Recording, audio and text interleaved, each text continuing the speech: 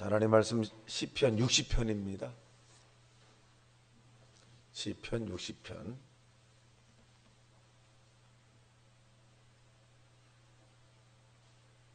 자, 우리 교독합니다.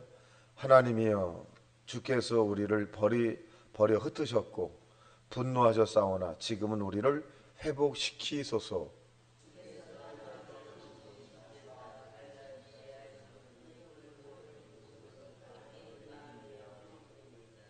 주께서 주의 백성에게 어려움을 보이시고 비틀거리게 하는 포도주를 우리에게 마시게 하셨나이다.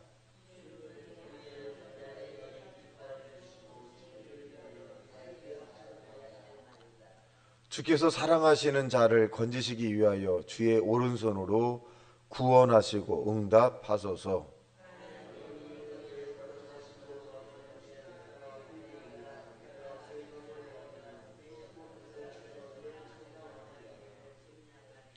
길르앗이 내 것이요 므낫세도 내 것이며 에브라임은 내 머리에 투구요 유다는 나의 규이며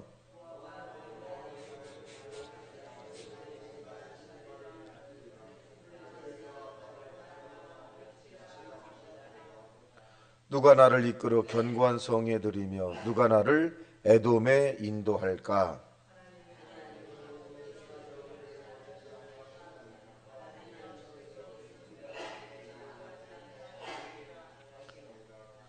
우리를 도와 대적을 치게 하소서. 사람의 구원은 헛됨이니이다. 우리가 하나님을 의지하고 용감하게 행하리니 그는 우리의 대적을 밟으실 이심이로다. 아멘. 자, 오늘 본문에 있는 내용은 이 다윗이 에돔과 뭐 이렇게 주변 나라의 전쟁에 속에서 하나님에게 이제 간구의 그런 시가 되겠습니다. 전쟁이라고 하는 것은 생사가 달린 거죠. 순간 잘못하면 적군에서 아군이 다 죽기도 하고 또 아군의 그 지략과 전술을 통해서 적군을 이기기도 합니다. 이게 찰나라고 하는 것인데 이 찰나에 하나님을 기억하고 하나님을 인정하고 하나님에게 도움을 청한다는 것은 굉장한 신앙의 내공이 쌓이지 않으면 할 수 없는 부분입니다. 우리가 잘 아는 대로 다윗이라고 하는 사람은 환난이 오면 올수록 더 하나님께 매달린 사람이었고 고난이 오면 올수록 더 하나님에게 부르짖는 그런 믿음의 사람이었다는 것을 우리가 성경을 통해서 우리가 알 수 있습니다. 자, 내용을 살펴보게 되면 아마 이 전쟁에 굉장히 지금 전세가 불리한 그런 입장이었을 거예요. 굉장히 불리한 입장이다. 그런데 이 전쟁에 지고 이기는 것은 이 다윗은 군사력이나 기병이나 마병, 사람의 군인의 숫자에 의한 것이 아니라 하나님에게 달렸다는 것을 다시금 반복적으로 강조하는 겁니다. 우리가 최선을 다하지만 하나님이 도와주지 않으면 우리는 패할 수밖에 없고 우리가 약자이지만 하나님이 우리와 함께하면 우리는 넉넉히 이길 수 있다.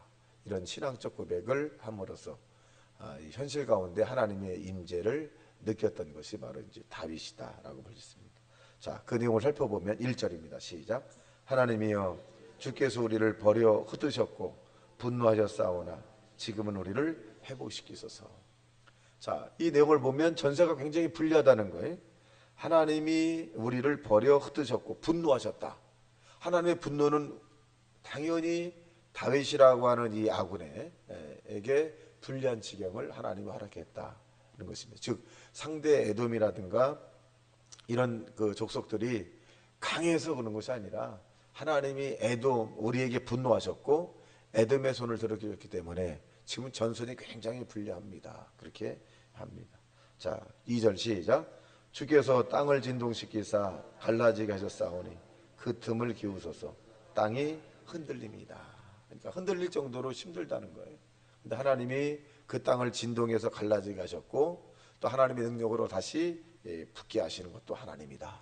그러니까 이 다윗은 여기에서 하나님의 전지성을 인정합니다. 전지하신 분이다. 전능하신 분이다. 못할 일이 없는 분이다. 그러니까 땅이건 공중이건 바다건 하나님은 다 가능하시다. 이런 것을 인정합니다. 여기서 우리가 하나님에 대한 신앙의 이 폭을 볼 수 있는데 하나님의 역사는 우리가 하나님을 인정한 만큼 역사하는 거거든요. 하나님을 얼만큼까지 인정할 것이냐. 전능하시고 무소부지하신 하나님을 인정하면 그만큼 인정하는 것이고, 내 생활의 A라고 50분만을 하나님이 역사할 거다. 그럼 그 제한성에 의해서 그만큼 역사하는 거예요. 근데 다윗은 무제한성인 부분을 인정하고 신앙생활한 것을 알 수 있습니다.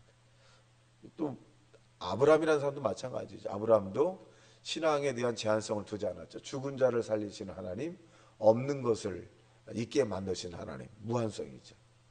하나님은 무한한 능력을 갖고 계시다.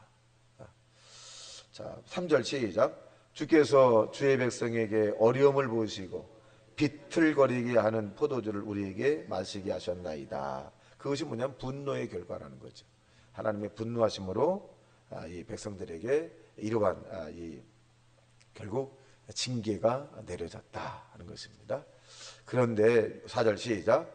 주를 경외하는 자에게 깃발을 주시고 진리를 위해 달게 하셨나이다. 그런데 이제 하나님을 경외하면 깃발, 리스라고 한다는데 이것은 승리를 의미합니다. 그러니까 하나님이 주를 경외하면 리스, 그러니까 이 승리를 하나님께서 해주게 한다.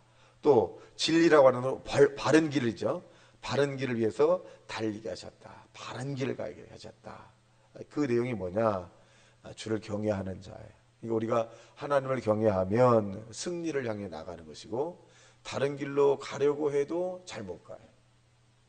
여러분의 손자, 손녀, 외손자, 외손자들, 또 자녀들, 이런 부분들이 우리가 이 잘된 올바른 길, 주님 원하는 길을 가게 하는 것은 하나님을 경외하고 하나님이 함께하면 잘못된 길로 가라고 해도 가지 않습니다. 실패하라고 해도 실패하지 않고, 그리고 세상에 대해서 부정적 시각을 가지고 살으라고 해도 긍정적 시각을 가지고 살게 합니다. 왜? 하나님이 함께하니까. 그 책임이 저와 여러분에게 있는데, 그래서 늘 우리가 기도해줘야 돼요. 자녀를 놓고 기도하고, 손자, 손녀, 또 앞으로 증손자, 증손녀들, 태어날 자손들을 위해서도 기도하셔야 합니다. 자, 5절 문장을 바뀌어서 시작. 주께서 사랑하시는 자를 건지시기 위하여 주의 오른손으로 구원하시고 응답하소서. 자, 사랑하시는 자. 아까는 경외하는 자에게 승리의 깃발을 주지만 여기는 또 사랑하는 자, 주께서 하나님이 사랑하는 자를 위해서이다. 하나님의 주관적이죠. 그럼 이 주관적으로 하나님의 사랑을 받으려면 우리는 하나님께서 우리에게 베풀어 주신 객관적인 이런 부분들을 행해야만이 하나님의 사랑을 받을 수 있다. 그 객관적인 것이 뭐냐면, 첫째는 하나님의 말씀이죠. 하나님 우리에게 명령한 계명과 규례를 지킬 때 우리가 하나님을 사랑하는 줄 알게 되고, 우리가 하나님의 사랑을 받은 자가 되는 것입니다. 하나님 우리에게 주신 계명과 규례를 내팽개치고 난 하나님을 주관적으로 사랑합니다, 나는 하나님을 사랑합니다 라고 한다면 그것은 절차에 어긋나는 거예요. 그래서 하나님께서 우리에게 주신 계명, 규례를 지키는 것이 하나님의 사랑을 받는 단계다는 것을 알 수 있습니다. 그래서 그런 사람들은 어떻게 한다? 오른손으로 구원해 주시고 응답해 주신다는 것이에요. 자, 응답이라는 것은 우리의 소원을 하나님께서 환경 가운데 나타나는 것이죠. 자, 6절 시작. 하나님이 그의 거룩하심으로 말씀하시되 내가 뛰놀리라, 내가 세금을 나누며 숫꽃 골짜기를 측량하리라. 자, 거룩하심, 구별되셨다는 거죠. 하나님이 그의 구별하심으로, 이 거룩이란 말은 카도스 시브리오는데 이 이상, 그다음에 광명, 그러니까 이 환한 그 좋은 것으로 우리에게 말씀하시는데, 응답으로 말씀하시고 기쁨으로 말씀하시는데 그렇게 표현해 주고 있어요. 그러니까 뛰놀리라. 이거 얼마나 좋겠어요. 그러니까 하나님의 그 구별된 말씀 우리에게 주시는 것은 아주 좋은 거예요. 예. 자, 그러면서 그네 7절 시작. 길르앗이 내 것이요 문다세도 내 것이며 에브라임은 내 머리에 두고요 유다는 나의 귀이며 모압은 나의 목욕통이라. 에돔에서 나의 신발을 던지리라. 블레셋아 나로 말미암아 외치라 하셨도다. 누가 나를 이끌어 견관성에 들이며 누가 나를 에돔에 인도할까. 자, 의문을 가는 거죠. 의문을 갖지만 이 다윗은 결론이 뭐냐? 하나님이라는 거예요. 10절 시작. 하나님이여 주께서 우리를 버리지 아니하셨나이까. 하나님이여 주께서 우리 군대와 함께 나아가지 아니하시나이다. 나가달라는 거죠. 그러니까 전세가 굉장히 불리하지만 하나님은 모든 곳곳에 하나님의 능력이 미칠 수 있다는 거예요. 미칠 수 있다. 그래서 하나님이 도와달라. 그러니까 이 다윗은 군사력을 의지하는 것도 아니고 또 이 어떤 이 사람의 어떤 힘을 의지하는 건 아닙니다. 그러나 하나님이 우리에게 그런 우리 편이 되시면 우리의 군사력은 배가 될 것이고 우리는 승승장구할 수 있습니다. 하나님이 우리의 편이, 우리 민족의 이스라엘 편이 되게 해주십시오라고 하는 것이, 자 여기에 보면 11절 나옵니다. 중요하게 시작. 우리를 도와 대적을 치게 하소서. 사람의 구원은 헛됨입니다.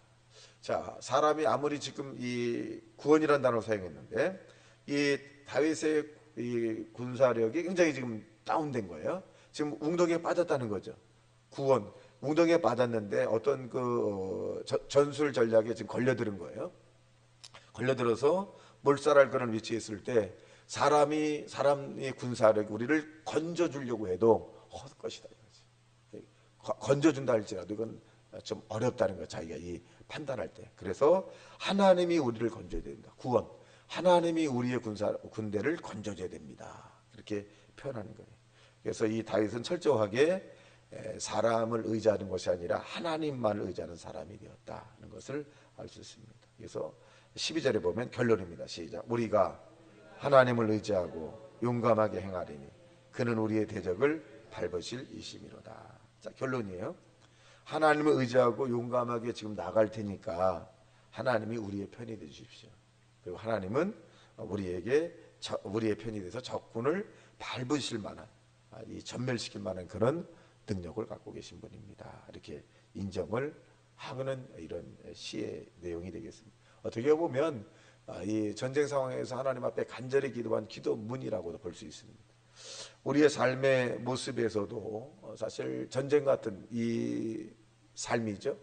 그래서 이 영적인 전쟁인데 굉장히 혼탁하고 힘든 그런 여정이 있다 할지라도 다윗처럼 하나님을 인정하고 하나님에게만 간구하고 그리고 하나님을 바라보고 하나님의 모든 걸 맡기고 그리고 우리의 일상생활에서는 우리가 또 최선을 다해야 돼요.